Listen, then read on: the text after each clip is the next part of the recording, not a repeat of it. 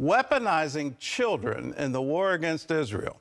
That's one of the tactics used by Hamas, along with commandeering hospitals as terrorist headquarters. The latest revelations come as the Israeli government has proposed a plan for Gaza in the aftermath of the war. Julie Stahl reports from Jerusalem. As fighting continues in the Gaza Strip, Israel is trying to come up with a plan for governing the volatile area after the war ends. Israeli Defense Minister Yoav Gallant, the first senior official to go public with a blueprint, laid out a four-part plan. It includes ongoing Israeli military control of the overall security situation, a multinational task force led by the U.S., along with European and moderate Arab nations, to oversee civil affairs and economic rehabilitation of Gaza. Egypt takes responsibility for main civilian border crossings to Gaza, and existing Palestinian administration mechanisms will stay in place. The plan does not include the United Nations Relief and Works Agency, which Israel says has worked lockstep with Hamas, nor does it include a return of Israeli communities to the Gaza Strip. The blueprint reportedly touched a raw nerve in more right-wing members of Prime Minister Benjamin Netanyahu's government, who opposed the forced removal of some 9,000 Israelis from their communities in the Gaza Strip 18 years ago.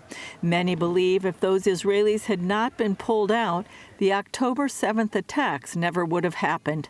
As the war continues, U.S. Secretary of State Antony Blinken is on his way to Israel for the fourth time in 3 months, expected to focus on trying to prevent the Israel-Hamas war from spreading in the region. Netanyahu met with visiting U.S. Senator Lindsey Graham Thursday, who said he was committed to bringing stability to Israel.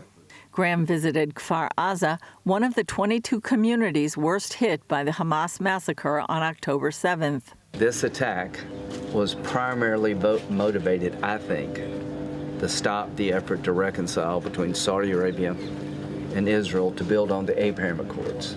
The brutality here was so strong and so visible, making it impossible for Israel not to respond. The destruction of Hamas is non-negotiable.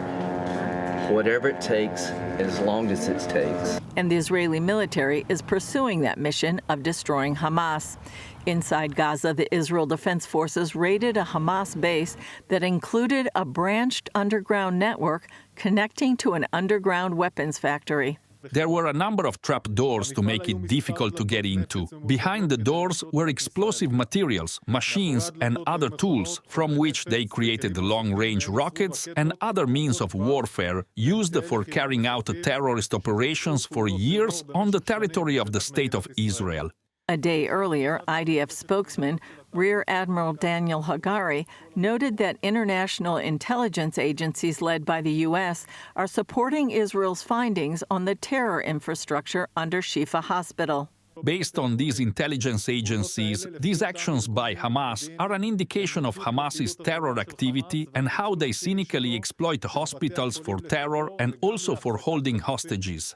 Israel also exposed evidence that Hamas is educating children to hate Israel and Jews, something advocacy groups have been saying for years. In non-war times, Hamas operates summer camps where children learn to shoot weapons, storm tunnels, fight tanks, and kidnap soldiers. During the current war, Israel says Hamas has been employing children to deliver messages and ammunition to terrorists, knowing that Israel complies with international law and won't harm children. Julie Stahl, CBN News, Jerusalem. The international community needs to wake up to these war crimes because that's what this is. When you use a hospital as a military base, where you're digging tunnels underneath it, building rockets, firing those rockets, and you're using the hospital as some kind of cover so there's no ability to attack what you're doing, international law calls that a war crime.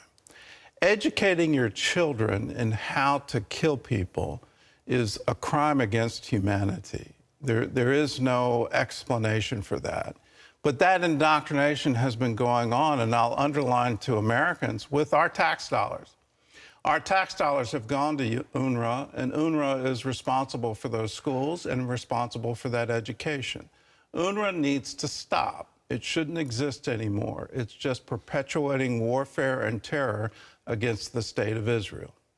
Well, while Israel is taking on Hamas, they're also facing a major challenge from rocket attacks by Hezbollah on the northern border. 80,000 Israelis have had to evacuate, and many are wondering when they'll be able to go home again. Chuck Holton has that story. Kibbutz Yiftah sits only 2 kilometers from the Lebanese border, and its people have been living in hotels since early October. It appears they may not return home anytime soon. I think the less safe I feel is right here on the road. But I have faith.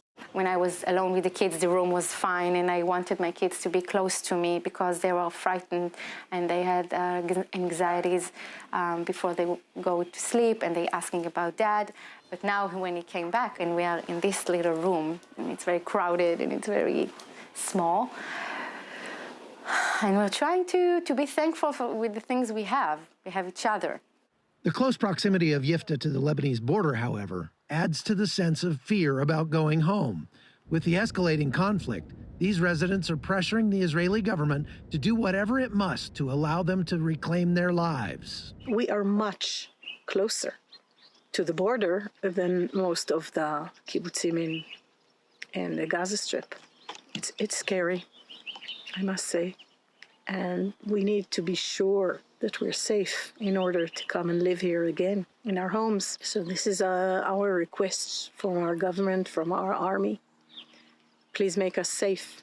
The day-to-day uncertainty takes a toll. Ongoing missile attacks from Hezbollah, despite Israel's commitment to wipe out the threat, leaves many here feeling powerless. Like every day I was crying. I'm trying to think, like every time I feel like I don't have enough perspective to see the whole picture, because I lived day by day, not even day by day, and hour by hour, because I don't know. Every morning I wake up and I'm not sure how things are going to go in the country with the war, and I feel like I have no control on life. Hezbollah commander Hassan Nasrallah gave a speech the day after the attack on Beirut, saying that it was a crime that would not go unpunished. Meanwhile, Rear Admiral Daniel Hagari of the IDF says that his troops are prepared for any scenario. That kind of talk adds up to the likelihood of an extended displacement, as the hope for a secure return home remains tied to the IDF's ability to remove Hezbollah from southern Lebanon. These folks realize that may be out of reach without an extended ground invasion. This will take a very long time. That's what everybody keeps saying to us. That's what the messages that we're receiving is that this will take months until we have to just wait and hope that the war with Hezbollah will create some kind of safety net for us to be able to return home, because without that, we will not be returning to our home in Yiftah. Chuck Holton, CBN News, Jerusalem. Just imagine living in that kind of terror. Just imagine that, any day rockets could come in. You have to have bomb shelters within seconds that you run to in order to provide yourself with some kind of safety, some kind of shelter. And then the fear of some invasion by terrorists who will kill you, who will rape you, who will take your children from you. All of these things are the reality of everyday life for people on the border of Lebanon and people on the border of Gaza. We wouldn't ever tolerate that here in the United States. It wouldn't be able to happen.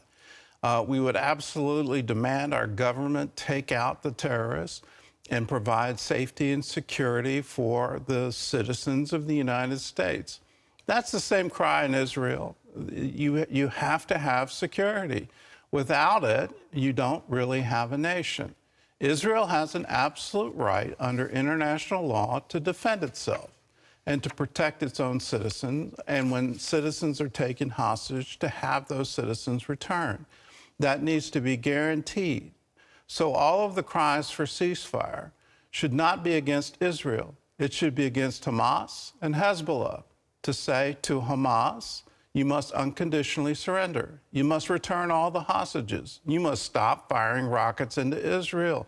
You must lay down your arms and completely surrender.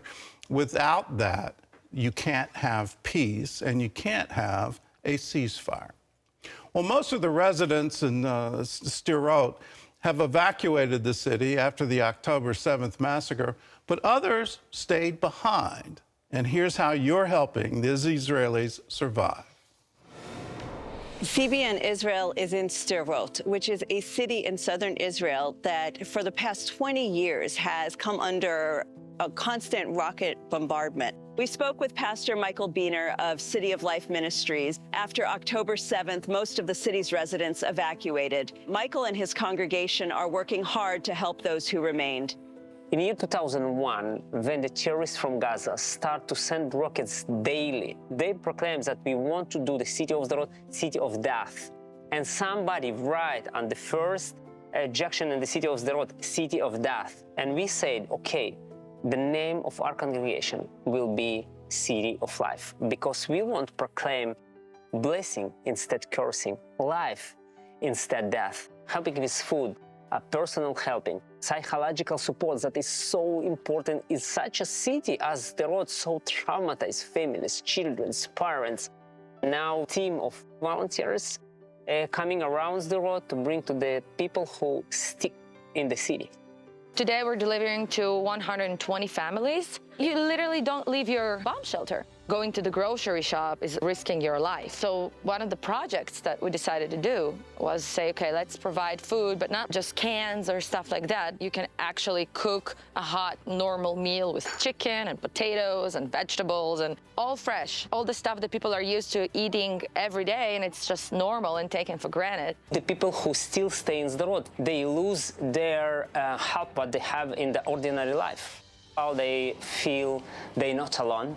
Somebody came who really loved them as a Messianics or a Christians. And now we continue also with your help, guys. Thank you for holding our hands. And also part of this work, this is you, because you help us. It's so important for us during the years. Your faithfulness in it.